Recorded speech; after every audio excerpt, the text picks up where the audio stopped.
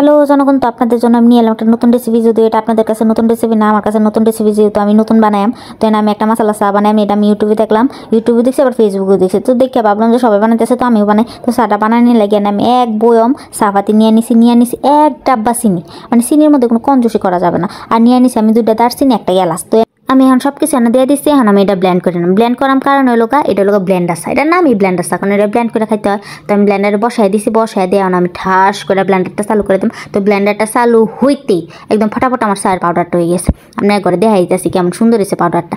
এই যে দেখেন কত সুন্দর হয়েছে, একদম গুঁড়া পাউডার মতো হয়ে গেছে। যেরকম রেডিমেড কফি পাউডার পাওয়া যায়, এটা হলো চায়ের পাউডার আর কি, তফাৎ এইটুকু। তো এখন আমি চাটা আপনি করে বানাই দেখাই কেমন হয়। তো আমি চাটা বানাইলে একটা ছোটো গ্লাস নিয়ে নিয়েছি, গ্লাসের মধ্যে আমি দিয়ে দিব 2 চামচ পাউডার, মানে চায়ের পাউডার, যেরকম কফির পাউডার চায়ের পাউডার আর কি। তো আমি এই পাউডারটা দিয়ে দিতেছি। এখন আমি এনে দিয়ে দিব 2 চামচ গুঁড়া দুধ। আপনারা এটা গুঁড়া দুধ দেখার চেষ্টা করবেন, কারণ এটা মানে গরুর দুধ দেখাইতে ভালো লাগে না, গুঁড়া দুধ দেখালে ঘন হয়। তো গুঁড়া দুধ দিয়ে দিছি। এখন আমি গরম পানি দিয়ে দেবো, রেডিমেড চা পানি গরম পানি দিলেই হয়ে যায়। তোমার এনে পানি দেওয়া হয়ে গেছে। এখন আমি এটা ঘুরতে ঘুরতে দেখবেন মজাদার একটা চা বানাইছি। তো দিলাম আমি ঘোটা, তো ঘোটা ঘোটা তো ঘোটা, মানে চার টেস্টটা সেই রকম মজা। আমার কাছে এত ভালো লাগছে, আপনারাও বানায় খান, সেই টেস্ট, মানে বললে বোঝানোর মতন মশলা চাটা সেই টেস্ট লাগছে। আমার রিভিউটা শুনেন। আমি এখন চাটা খাচ্ছি, খেয়ে দেখি কেমন হয়।